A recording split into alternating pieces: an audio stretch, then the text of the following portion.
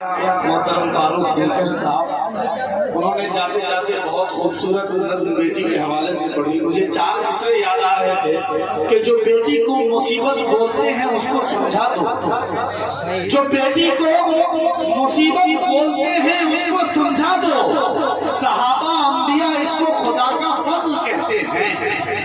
جو بیٹی کو مصیبت بولتے ہیں اس کو سمجھا دو, صحابہ انبیاء اس کو خدا کا فضل کہتے ہیں. اور انہیں سسرال میں مارو یا ماں کے پیٹ میں مارو, اسے بھی قتل کہتے ہیں, اسے بھی قتل کہتے ہیں, اسے بھی قتل کہتے ہیں, اسے بھی قتل کہتے ہیں. اور خود اپنے ہی اعمال ہمیں دیتے ہیں تکلیف, کچھ کر سکے دشمن کی اوقات نہیں ہے.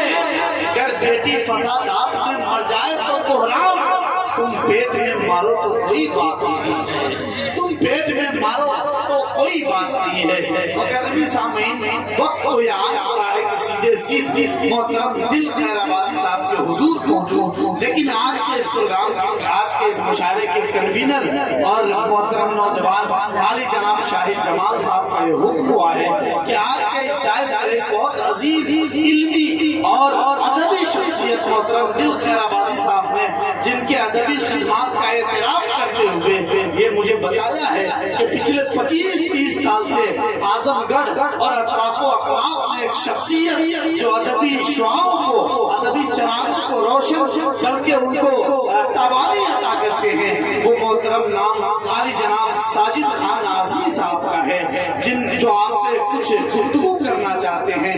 میں ان 2 مصروں کے ساتھ ڈاکٹر منور رانا کے کہ تیری موجودگی میں تیری دنیا کون دیکھے گا, تیری موجودگی میں تیری دنیا کون دیکھے گا, تجھے میلے میں سب دیکھیں گے, میلہ کون دیکھے گا. محترم ساجد خان اعظمی صاحب تشریف لا رہے ہیں. مختصر گفتگو کے بعد انشاءاللہ محترم دل خیر آبادی صاحب. السلام علیکم. بھائی اس سمے کوئی گفتگو کرنے کا سمے نہیں, کیونکہ دل خیر آبادی ہندوستان کے شاعر ہیں جو اس سمے لوگ انتظار کر رہے ہیں, بے صبری سے انتظار. میں پچھلے 20-25 سال سے جانتا ہوں, کیونکہ 2003 میں پہلا مشاعرہ میرے یہاں پڑے تھے.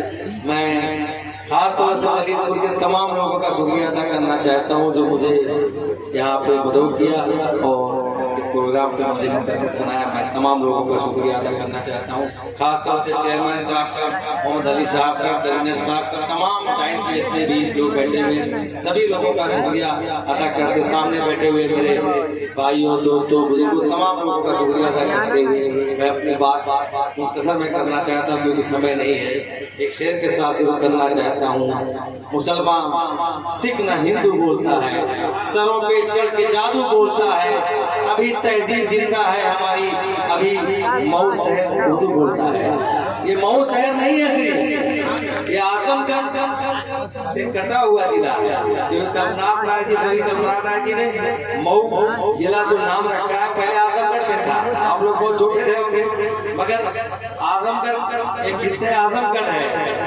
یہاں کے سہیل صاحب کا, علامہ سہیل صاحب کا شعر کہا تھا کہ خطہ اعظم گڑھ میں فیضان تجلی ہے اکثر, جو ذرہ یہاں سے اٹھتا ہے وہ نئی ریاست ہوتا ہے. تو اعظم گڑھ کسی پرچے کا موقع ہے کہ میں اعظم گڑھ نہیں جوڑتا ہوں مئو کو, اور اردو کی خدمت اگر کوئی کر رہا ہے, کیونکہ نعتیہ مشاعرہ اگر کہیں ہو رہا ہے, حیدرآباد میں دارالسلام کا بہت بڑا مشاعرہ نعتیہ کا ہوتا ہے, مگر یوپی میں اگر کہیں بھی مشاعرہ ہو رہا ہے تو خیرآباد, ولیدپور, مبارک پور نے اردو کو زندہ رکھا ہے اور نعتیہ مشاعرے کو زندہ رکھا ہے. اس وجہ سے میں تمام ولیدپور کے لوگوں کا شکریہ ادا کرنا چاہتا ہوں اور اپنی بات ختم کرنا چاہتا ہوں. خدا حافظ.